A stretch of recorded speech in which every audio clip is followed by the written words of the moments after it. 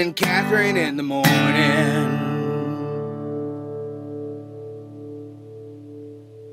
Hi, I'm Kathryn. And I'm John. And this is episode 2 that we're calling our snow-isode. Because it's snowing outside and it's not actually sticking, so it's not terribly cold. So why not? Yeah, why not? Okay, so today is the conversation about our childhood. Which, a note from the previous episode, we were told by my wife after she watched the episode that it was kind of confusing for people that don't know us. Never mentioned the fact that we're actually brother and sister, and in the way the video kind of transpired, People might have been confused. People might have been confused, which is disturbing to say the least. Anyway, but we thought we'd talk about our childhood, just so you guys get a little bit better idea of what we were like when we were younger, which really informs what we're like now. So we thought we separate these into 3 categories: the fun, the bad, and the downright hilarious. Which we do hope that you guys think that things are as funny as we do. So we'll start with the fun. You go. You start first. You do first. Do we want to talk about rollerblading? Oh, rollerblading. That was... Okay, so when I was younger, the movie Airborne had come out, and I was convinced that I lived in that movie, and I could do no wrong on rollerblades. This was the 90s, everybody. I'm sorry. I apologize for it. And, you did all wrong on those rollerblades. I did all wrong. There was nothing right about any of it. I don't know. But you did teach me a good trick or two. Oh, the turning. The turning. Yeah, I learned that one from Mighty Ducks 2. Watching Emilio Estevez do his thing on rollerblades, whatever. So, yeah, that was. I apologize to anybody that was around during that period of time. Okay, so one of my favorite things, and it still is, even though I am nearly 30 years old. Swinging on vines in the woods. If I can find a vine, if I'm in the woods or if I'm anywhere where I see a vine and it can support my weight, I will spend the next 20 minutes swinging back and forth, and I might actually just start, screaming like I'm Tarzan. Though I end up acting more like George of the Jungle and running into trees. Hey, that's what I did all the time. Every time we went into the backyard, there were a lot of vines in the backyard because it was all wooded. It was Alabama. And, yeah, he tried to teach me proper swinging techniques, but I usually wound up with a hip in a tree. We ended up actually tying a board to a vine so that she would have just a swing she could sit down on and so not kill myself. And not kill herself. That was good stuff. And then the one I loved was we had a ditch. We lived in this house, and there was a ditch that was it was fairly large because it's Alabama. Hurricanes, you get a lot of rain, so they have really large ditches. Well, where we lived, they actually concreted in this ditch. Oh my God, I can't even tell you guys how much fun having a giant. This thing was probably, I say this now, it was most likely like 3 feet across and rather small. But when we were younger, it looked huge. It looked massive. It looked like a 20-foot expanse. We felt like we were Sonic the Hedgehog in those special levels, where you just it was. Oh my gosh, it was so much fun. Yes. Yes, playing radio station. These are one of those if we found the tapes, we'd be very embarrassed and probably try to burn them. Yeah. Because we thought we were all that, but we were not. Yeah. It was definitely a much earlier version of what we're doing now, actually. It was just, oh my gosh, we loved the radio station so much, and yeah, we tried having our reoccurring special guests. At that point in time, my voice was high enough that I could get Super Grover from Sesame Street. That's pretty. That was pretty much. That was like our guest over and over again. Constantly.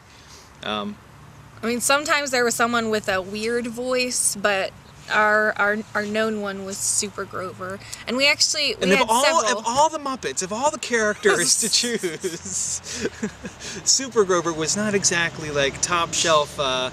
Guests. We couldn't even get fake quality guests on our show. That's bad. It's bad because you were doing them yourself. Yeah. Speaking of bad, we're moving on to the bad section, which is thankfully short.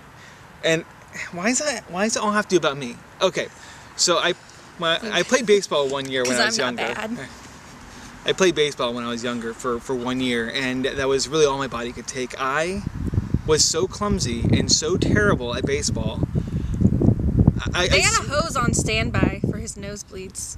Or yeah, I get hit in the mouth a lot. It was awful.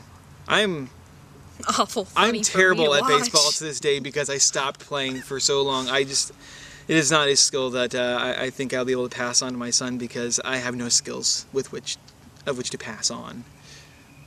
Also, John wrote a song.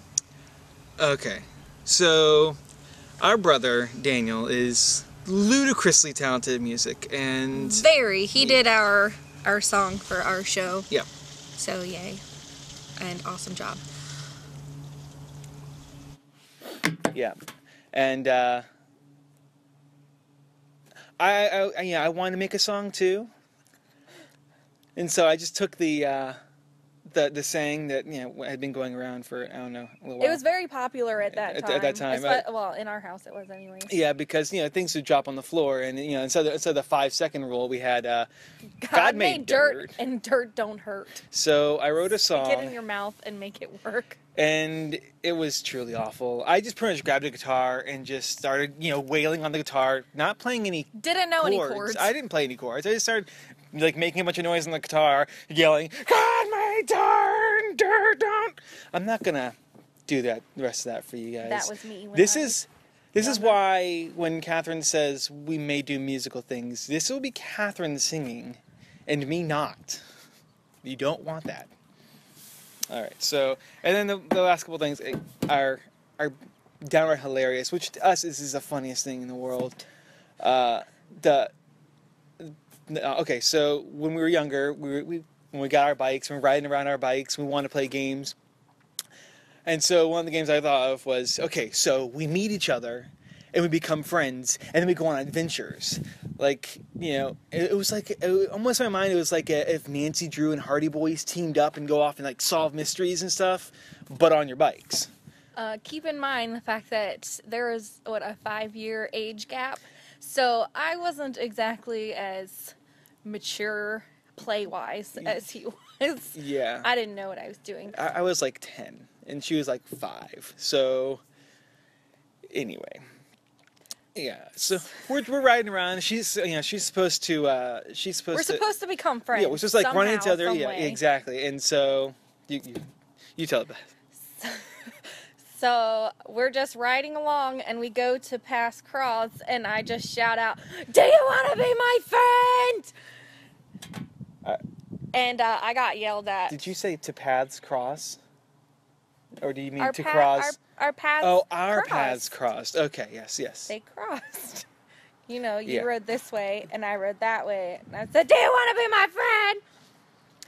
To which he replied, "That's not cool. You gotta don't do it like that. It's not how you do it." So I was uncool. Uncool, way uncool. Another one was. Can we not do that one? Well, now they're curious. John had blue spandex bicycle shorts. They were very tight, and there was a hole in places we don't talk about. And he very much liked these shorts. He claims he wore things over them. I did. I clearly remember there being red shorts that went over the blue spandex shorts. Occasionally, it was not... when you were trying to be Superman. But the rest of the time, the only thing that covered those shorts was the giant baggy t-shirts that he wore. More likely, than not, it was probably I was trying to be Superboy, because at that point in time, a year before is when they did the infamous Superman Dies, and they did all these other comic book series. There's Superboy and Man of Steel. Well, Superboy was I loved Superboy. Now I look back on it, it was lame, but it was probably I was trying to be Superboy. And it did not go well. We don't talk about it. Except for just now. And my favorite one, we had a pool.